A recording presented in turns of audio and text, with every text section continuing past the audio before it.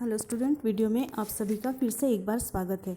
अब तक हमने अलग अलग स्रोतों के आधार पर शब्द देखे हैं, जिसमें विलोम शब्द, एकार्थी शब्द, अनेकार्थी शब्द, ये सारे शब्द हमने देखे हैं। लेकिन इस वीडियो में आज हम वाक्यांश के लिए एक शब्द, जिसको इंग्लिश में कहते हैं वन वर्ड फॉर फ्रेजेस। अब यहाँ पे जो वाक्यांश है उससे वाक्यांश क्यों कहते हैं? क्योंकि ये पूरा वाक्य न रहकर एक वाक्य का कुछ अंश होता है, कुछ हिस्सा होता है, इसलिए उसे वाक्यांश कहते हैं। जैसे कि पहला दिया यहाँ पे, जो कुछ न करता हो उसे हम वन वर्ड में या एक शब्द में क्या कहेंगे? अकर्मण्य। जो कभी न मरे, अमर। जो आँखों के सामने हो, प्रत्यक्ष। जो ईश्वर में विश्वास रखता हो, नास्तिक। न रखता हो वो नास्तिक। जो जीता न जा सके, अजेय। सदा रहने वाला, शाश्वत। तो इस प्रकार आपको यहाँ पे 40 वाक्यांश दिए हैं, उसके सामने उसका एक शब्द में अर्थ भी दिया है। जैसे कि विष्णु को मानने वाला वैष्णव, अच्छे आचरण वाला सदाचारी, जिसका चरित्र अच्छा न हो, दुष्चरित्र। तो यहाँ पे जो वाक्यांश है, वाक्यांश के लिए एक शब्द। दूसरा जो पार्ट है ये समश्रुत भिन्नार्थक शब्द। समश्रुत भिन्नार्थक शब्द। अब इसकी व्याख्या देखते हैं। ऐसे शब्द जो सुनने या लिखने में लगभग समान होते हैं किंतु इनके अर्थों में भिन्नता होती है, उन्हें समश्रुत भिन्नार्थी कहते हैं। एक बार व्याख्या फिर से देखिए। ऐसे शब्द जो सुनने या लिखने में लगभग समान होते हैं किंतु इनके अर्थों में भिन्नता होती है, उन्हें समश्रुत भिन्नार्थी शब्द कहलाते हैं। जैसे कि ग्रह। अब ग्रह और गृह, ठीक है। ग्रह मीन्स सूर्य, चंद्रमा आदि जो तारे होते हैं, वो नक्षत्र होते हैं, उन्हें ग्रह कहा जाता है। लेकिन ग्रह को घर भी कहा जाता है। उसके बाद है अनल। अनल का मतलब होता है आग, अनिल का मतलब होता है हवा। अब अनल और अनिल सुनने में हमें एक जैसे लगते हैं, लेकिन उसका अर्थ जो है वो अर्थ भिन्न होता है। तो यहाँ पर जो शब्द दिए हैं, अनुस्वार, अनुस्वार, अनुस्वार और अनुसार। तो अनुसार का मतलब होता है के मुताबिक, अनुस्वार का मतलब होता है नासिक्य व्यंजन। तो आपको यहाँ पे बहुत सारे प्रकार के शब्द दिए हैं जो सुनने में हमें एक जैसे लगते हैं, लेकिन उसका अर्थ है वो अलग होता है। जैसे प्रसाद और प्रासाद। प्रसाद का मतलब होता है कृपा और प्रासाद का मतलब होता है महल। समान, सम्मान। समान का मतलब होता है बराबर, सम्मान का अर्थ होता है आदर। तो इसे ही हम समश्रुत भिन्नार्थक शब्द कहते हैं। एक बार फिर से मैं आपको रिपीट बताती हूँ कि जो शब्द सुनने में हमें एक जैसे लगते हैं, सम लगते हैं, लेकिन उसका अर्थ अलग अलग होता है, उसे समश्रुत भिन्नार्थक शब्द कहा जाता है। उसके बाद है एकार्थी प्रतीत होने वाले शब्द। कुछ शब्द जैसा अर्थ देने वाले लगते हैं किंतु उनके अर्थों में अंतर होता है, उन्हें एकार्थी प्रतीत होने वाले शब्द कहा जाता है। जैसे अपराध, कानून के विरुद्ध कोई काम, जिसे हम अपराध कहते हैं। और पाप, सामाजिक या धार्मिक दृष्टि से अनुचित काम। अब इन दोनों में आपको मैं अंतर समझाती हूँ कि अपराध किसे कहते हैं हम। अगर कोई कानून के विरुद्ध में कोई हम काम करते हैं या कोई जो हमारा लॉ है उसके अपोज में हम कुछ हरकतें करते हैं तो अपराध कहा जाता है। लेकिन समाज में या धार्मिक दृष्टि से हम कुछ वो कुछ अपराध जैसा हम कुछ करते हैं तो उसे पाप कहा जाता है। तो अपराध और पाप में ये अंतर है। दूसरा है अगम और दुर्गम। तो अगम क्या होता है? जहाँ पहुँचा ना जा सके, जहाँ हम पहुँच नहीं सकते उसे अगम कहते हैं।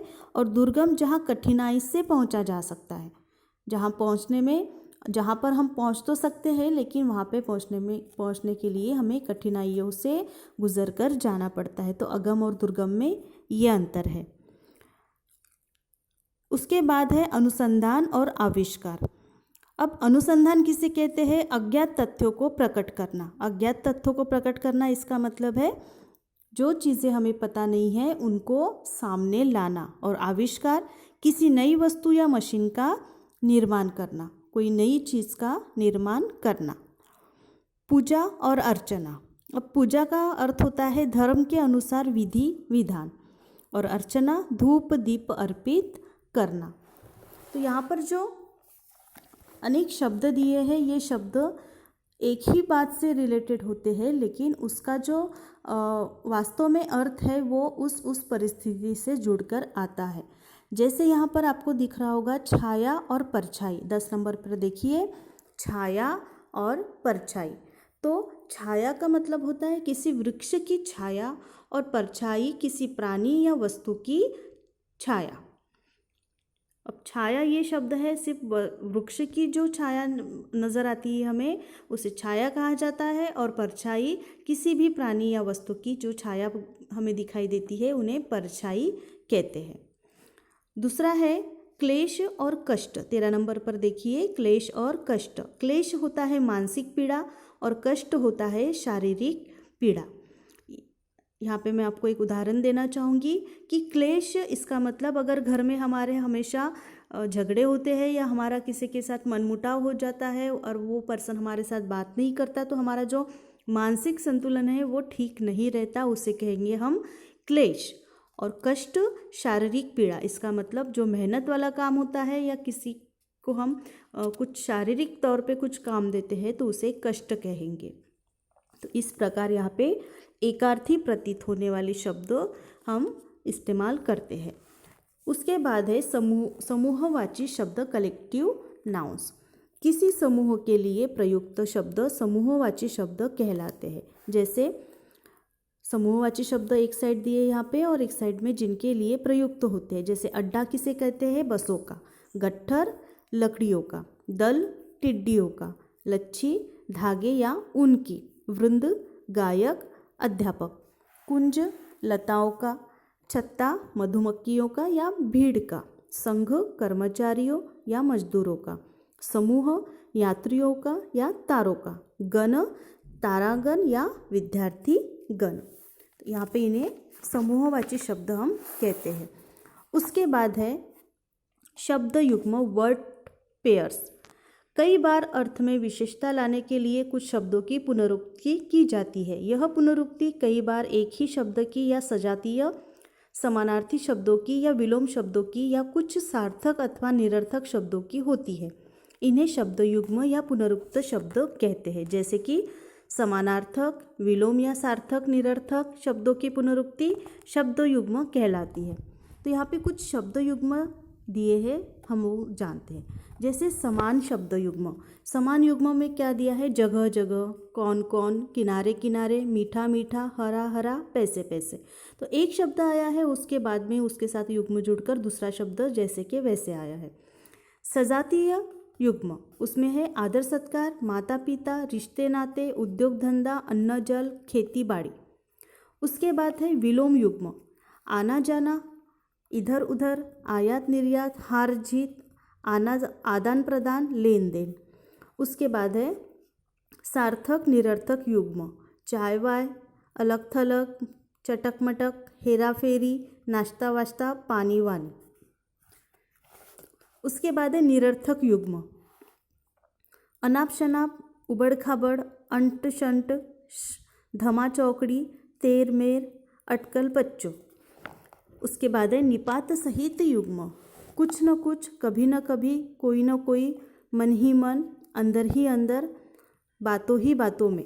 तो ये सारे जो है वो निपात सहित युग्म है। तो युग्म के हमने कितने प्रकार देखे यहाँ पे? समान युग्म, सजातीय युग्म, विलोम युग्म, सार्थक निरर्थक युग्म, निरर्थक युग्म और निपात सहित युग्म।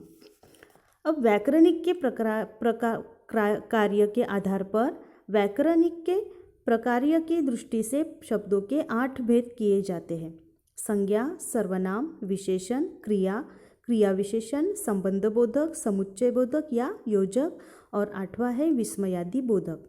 इन भेदों के बारे में हम अगले अध्याय में विस्तार से पढ़ेंगे।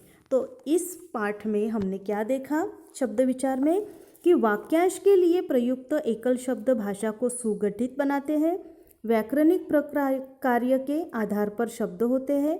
संज्ञा, सर्वनाम, विशेषण, क्रिया, क्रिया विशेषण, संबंध बोधक, समुच्चय बोधक, विस्मयादि बोधक। समरूपी भिन्नार्थी शब्द वे होते हैं जो लिखने बोलने में कुछ कुछ एक से लगते हैं परंतु उनका अर्थ अलग होता है। कुछ शब्दों की पुनरुक्ति शब्द युग्म कहलाती है। तो इसका जो अभ्यास है, इसका जो प्रश्न अभ्यास है वो हम नेक्स्ट वीडियो में देखेंगे। आपको पाठ अच्छे से पढ़ना है। धन्यवाद।